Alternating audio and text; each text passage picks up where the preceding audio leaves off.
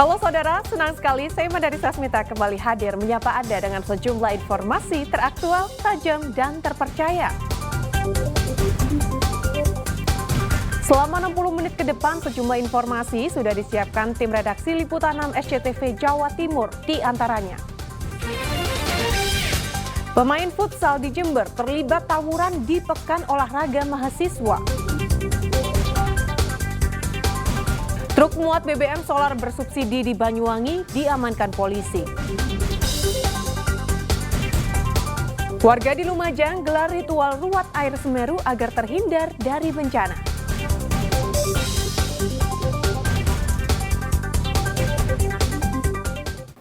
Saudara, tawuran antar pemain terjadi dalam cabur futsal di ajang Pekan Olahraga Mahasiswa Provinsi di Jember. Para pemain dari kedua tim baku hantam sehingga seorang pemain menderita luka robek di wajah dan dilarikan ke rumah sakit.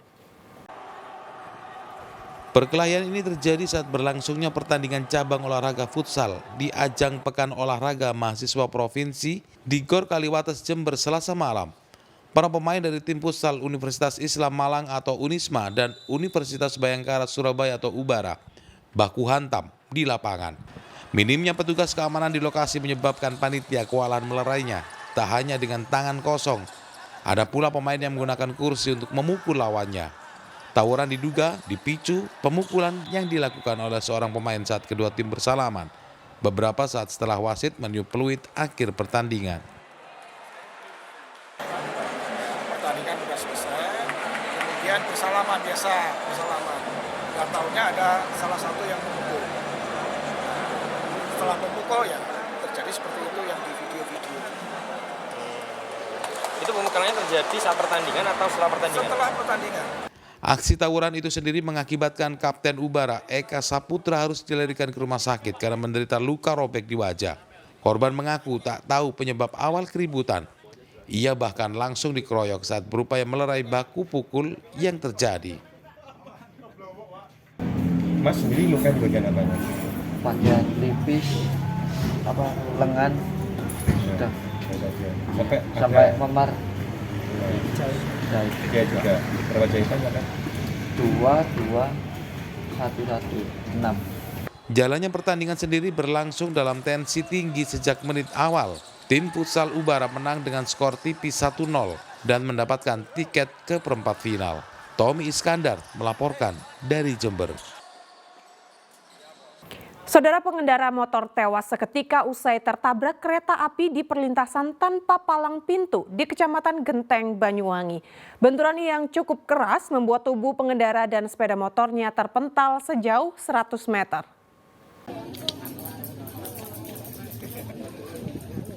Perlintasan kereta api tanpa palang pintu di Desa Kaligondo, Kecamatan Genteng, Banyuwangi memakan korban. Pengendara sepeda motor selamat 56 tahun warga setempat tewas seketika di lokasi kejadian usai tertabrak kereta api Probowangi. Kecelakaan terjadi saat selamat hendak pulang ke rumahnya setelah bekerja. Di lokasi kejadian diduga korban tidak menyadari ada kereta api melintas dari arah barat ke timur. Akibatnya benturan keras tidak terhindarkan.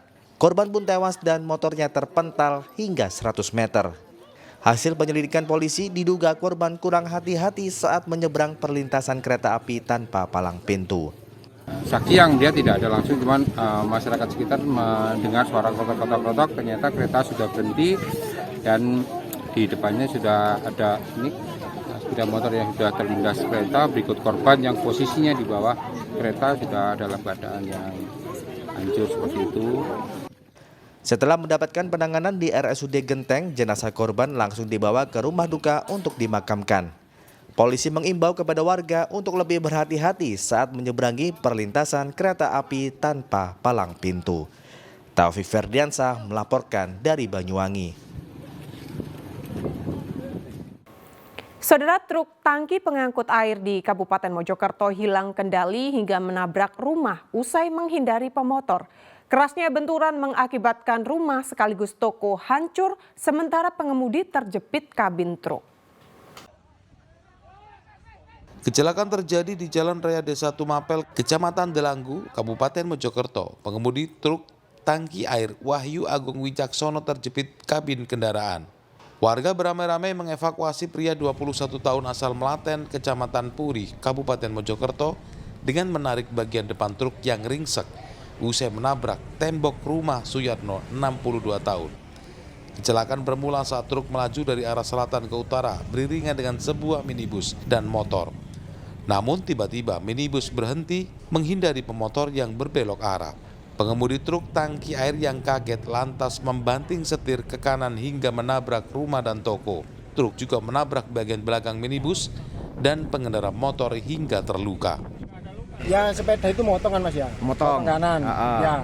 Nah otomatis kan kalau motong kanan mobil muatan kan nggak mungkin bisa rem dadak dong. Oh gitu ya. Gitu. Nah, bapaknya ini kan istilah itu Di depannya? ya depannya. Di depannya terus? Mandek. Otomatis kan gini gak ngatas itu Pak. Oh, banting kanan gitu ya? Banting kanan. Kondisi supir gimana Mas? Gak apa-apa Mas. Sempat cepet nggak? Kecepet Mas. Cepet ya? Ada trek tangki itu, tangki agak jauh kira-kira 200 meter. Itu saya itu terus. Nah, tahu-tahu itu mau langsung dok itu. Nah, dok itu saya juga enggak terasa apa-apa gitu loh. Setelah agak jauh saya lihat kok kaca belakang saya kok pecah. Ada korban luka Pak ini tadi Pak? Insya Allah ada itu tadi, sopir sama itu, sama sepeda itu. Sepeda itu kalau tidak salah itu ditabrak oleh treknya itu.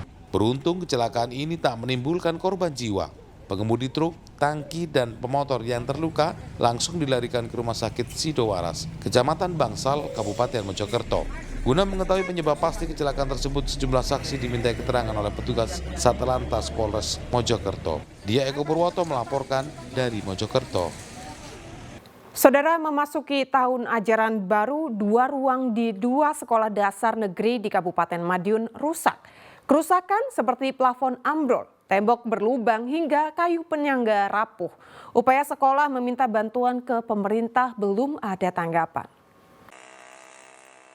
Beginilah kondisi ruang perpustakaan di SD Negeri 2 Duren yang ada di Desa Duren, Kecamatan Pilang Kenceng, Kabupaten Madiun. Tembok sisi kanan dan kiri berlubang karena berbahaya, ruang perpustakaan terpaksa ditutup. Siswa maupun guru dilarang berada di lokasi. Rusaknya ruang perpustakaan terjadi sejak 2010 lalu. Upaya pengajuan perbaikan sudah dilakukan ke pemerintah setempat melalui dinas terkait. Namun sampai saat ini belum ada tanggapan. Ya, untuk perpustakaan ini kondisinya atap ya, rangka atapnya memang sudah nggak layak. Itu sejak kapan? Saya kebetulan kesini April, jadi tahu saya juga April 2022.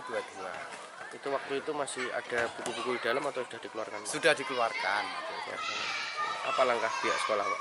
Langkah pihak sekolah kita ya terutama mengamankan barang-barang yang ada di dalam, kemudian keamanan siswa itu yang paling kita utamakan.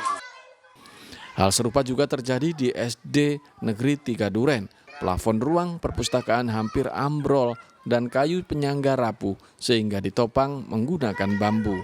Menghindari hal yang tidak diinginkan, pihak sekolah memasang peringatan agar tidak mendekati bangunan yang rusak. Kini pihak sekolah hanya bisa menunggu upaya perbaikan dari pemerintah atau dinas terkait agar proses belajar mengajar aman dan nyaman. Dirgo Suyono melaporkan dari Madiun. Truk muat BBM solar bersubsidi di Banyuwangi diamankan polisi. Selengkapnya usai jeda pariwara berikut ini.